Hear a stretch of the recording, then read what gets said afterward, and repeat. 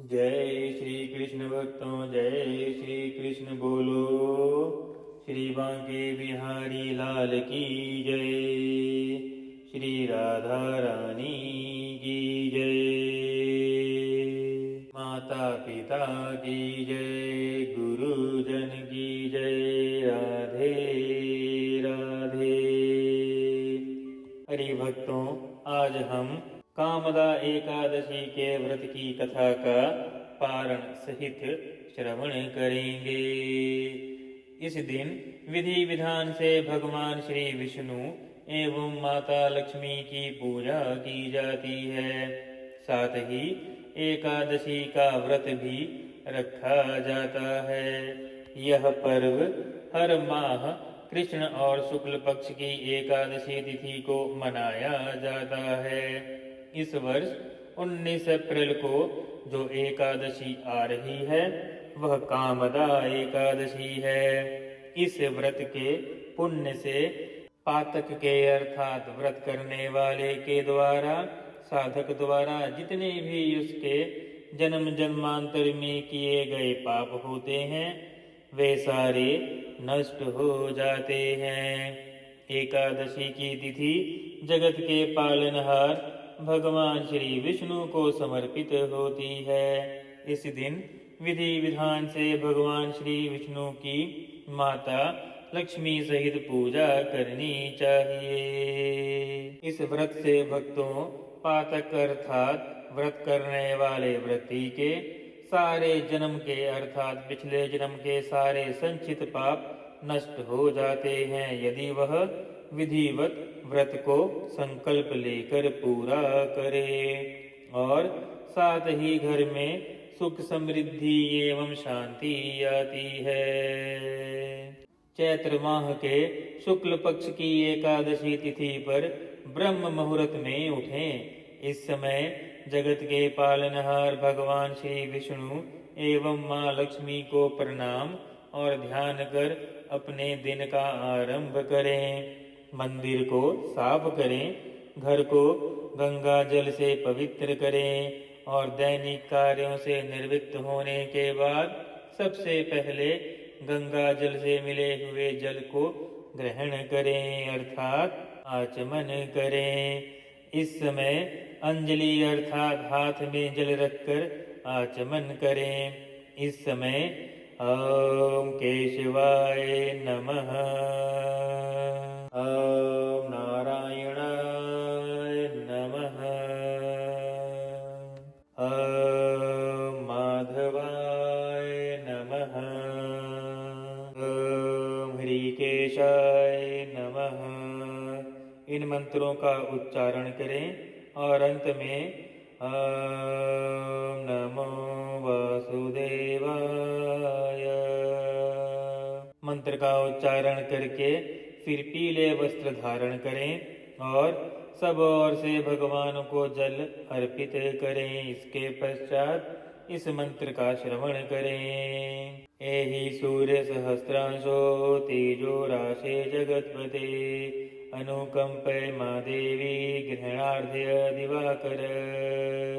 इसके पश्चात पूजा घर में चौकी पर पीले वस्त्र बिछाकर भगवान श्री विष्णु और माता लक्ष्मी की प्रतिमा, फोटो या अगर आप मन में ही पूजा करते हैं तो मन में चौकी लगाकर प्रभु को स्थापित करें और इस मंत्र का श्रवण करें। शांताकारं भुजगशयनं पद्मनाभं सुरेशं विश्वधारं गगनसदृशं मेघवर्णं शुभांगं लक्ष्मीकान्तं कमलनयनं योगिभिर्ध्याधयं वन्दे विष्णुं भवभयहरं सर्वलोकनाथम्। अब पंचोपचार कर विधि विधान से भगवान श्री विष्णु की पूजा करें। पुष्प चढ़ाएं, फल अर्पण करें, सुपारी हो, जनेऊ हो, हल्दी हो, अक्षत आदि अर्पण करें और संभव हो तो श्री विष्णु के सहस्त्र नाम का पाठ करें। हरि भक्तों, व्रत के पारण का समय 20 अप्रैल अर्थात अगले दिन प्रातः 5:50 से लेकर सुबह 8:26 तक है। पूजा संपूर्ण करने के पश्चात एक माला अपने गुरु मंत्र का अथवा ओम नमो भगवते वासुदेवाय मंत्र का श्रवण कर सकते हैं और रात में जागरण अवश्य करें। आइए भक्तों, अब हम पद्म पुराण में वर्णित एकादशी महात्म्य की कथा का श्रवण आरंभ करते हैं। हरि बोल। मास शुक्ल पक्ष की कामदा एकादशी का महात्म्य। युधिष्ठिर ने पूछा, वासुदेव आपको नमस्कार है। अब मेरे सामने यह बताइए कि चैत्र शुक्ल पक्ष में किस नाम की एकादशी होती है। भगवान श्री कृष्ण बोले, राजन एकाग्रचित होकर यह पुरातन कथा सुनो, जिसे ऋषि वशिष्ठ जी ने दिलीप के पूछने पर कहा था। दिलीप ने पूछा, भगवन मैं एक बात सुनना चाहता हूँ। चैत्र मास के शुक्ल पक्ष में किस नाम की एकादशी होती है। महर्षि वशिष्ठ जी बोले, राजन चैत्र शुक्ल पक्ष में कामदा नाम की एकादशी होती है। यह एकादशी परम पुण्यमयी है। पाप रूपी ईंधन के लिए तो वह दावानल ही है, अर्थात अग्नि है। प्राचीन काल की बात है, नागपुर नाम का एक सुंदर नगर था, जहाँ सोने के महल बने हुए थे। उस नगर में पुंडरीक आदि महाभयंकर नाग निवास करते थे। पुंडरीक नाम का नाग उन दिनों वहाँ राज्य करता था। गंधर्व, किन्नर और अप्सराएं भी उस नगरी का सेवन करती थी। वहाँ एक श्रेष्ठ अप्सरा थी जिसका नाम ललिता था। उसके साथ ललित नाम वाला गंधर्व भी था। वे दोनों पति पत्नी के रूप में रहते थे।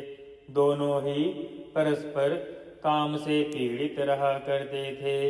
ललिता के हृदय में सदा पति की ही मूरत बसी रहती थी और ललित के हृदय में सुंदरी ललिता का नित्य निवास था। एक दिन की बात है, नागराज पौंडरिक राजसभा में बैठकर मनोरंजन कर रहा था। उस समय ललिता का गान हो रहा था, किंतु उसके साथ उसकी प्यारी ललिता नहीं थी। गाते गाते उसे ललिता का स्मरण हो आया, अतः उसके पैरों की गति रुक गई और जीभ लड़खड़ाने लगी।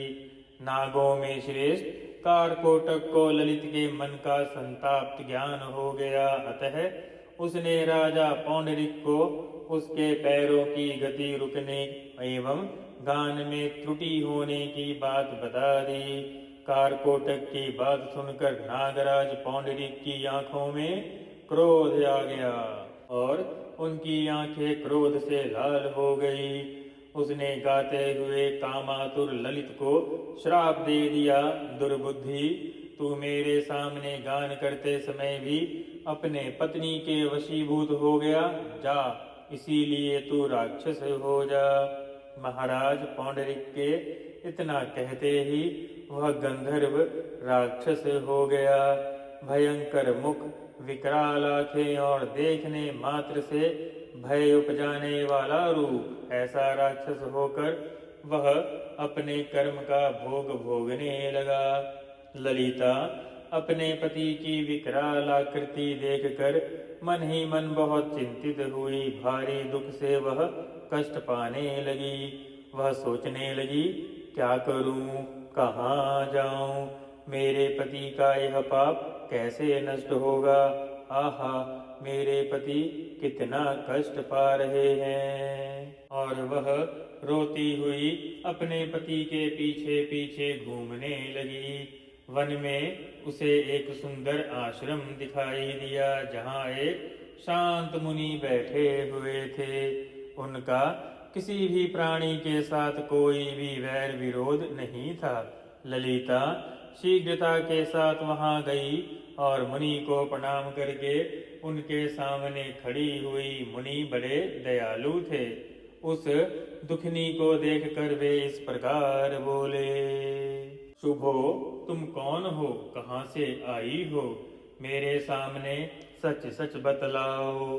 तब ललिता ने कहा, महामुने, वीरंधवा नाम वाले एक गंधर्व हैं, मैं उन्हीं महात्मा की पुत्री हूँ। मेरा नाम ललिता है। मेरे स्वामी अपने पाप दोष के कारण राक्षस हो गए हैं। उनकी यह अवस्था देखकर मुझे चैन नहीं मिलता। ब्राह्मण, इस समय मेरा जो कर्तव्य हो वह मुझे बतलाइए। विप्रवर, जिस पुण्य के द्वारा मेरे पति राक्षस भाव से मुक्ति पा जाए, ऐसा कोई मुझे उपदेश कीजिए। ऋषि बोले, भद्रे, इस समय चैत्र मास के शुक्ल पक्ष की कामदा नामक की एकादशी तिथि है, जो सब पापों को हरने वाली और उत्तम है। तुम उसी का विधि पूर्वक व्रत करो और इस व्रत का जो पुण्य हो उस पुण्य को अपने स्वामी को दे डालो। पुण्य देने पर क्षण भर में ही उसका श्राप दूर हो जाएगा। अर्थात ललिता को व्रत करके व्रत का अर्जित पुण्य अपने पति को अर्पण करने के लिए कहा, अर्थात उनको दान करने के लिए कहा। राजन, मुनि का यह वचन सुनकर ललिता को बड़ा हर्ष हुआ। उसने एकादशी को उपवास करके द्वादशी के दिन उन ब्रह्म ऋषि के समीप ही भगवान श्री वासुदेव के श्री विग्रह के समक्ष अपने पति के उद्धार के लिए यह वचन कहा। ध्यान से श्रवण करें। ललिता ने कहा, मैंने जो यह कामदा एकादशी का उपवास व्रत किया है, उसके पुण्य के प्रभाव से मेरे पति का राक्षस भाव दूर हो जाए। वशिष्ठ जी कहते हैं, ललिता के इतना कहते ही उसी क्षण ललिता का पाप दूर हो गया। उसने दिव्य देह धारण कर लिया, राक्षस भाव चला गया और वह पुनः गंधर्व के शरीर को प्राप्त हुआ। नृपश्रेष्ठ, वे दोनों पति पत्नी कामदा एकादशी के प्रभाव से पहले की अपेक्षा और भी अधिक सुंदर रूप धारण करके विमान पर आरूढ़ हो अत्यंत शोभा पाने लगे। भक्तों, यह जानकर इस एकादशी के व्रत का यत्न पूर्वक पालन करना चाहिए। मैंने लोगों के हित के लिए आपके सामने इस व्रत का वर्णन किया है।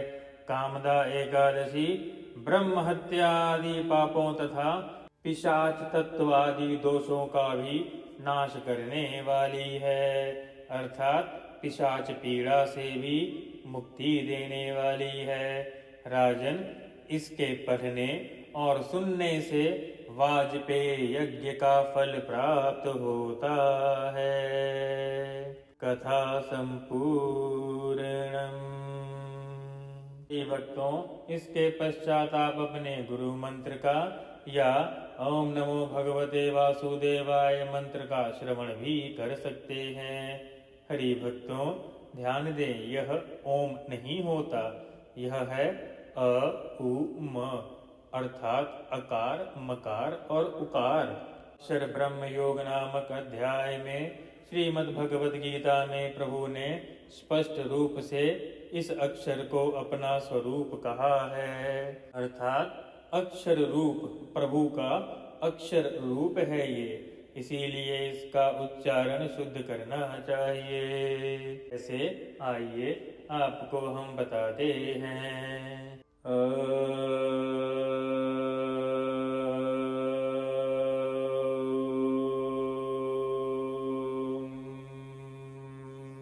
नमो भगवते वासुदेवाय।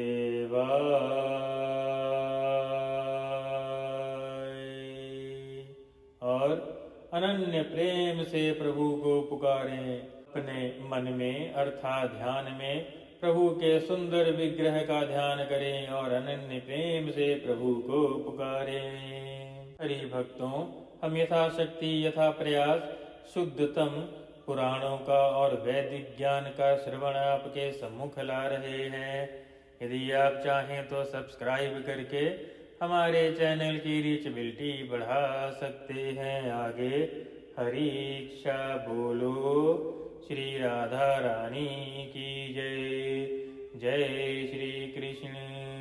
श्री बांके बिहारी लाल की जय। माता पिता की जय। गुरुजन की जय। सर्वदेवी देवतन की जय।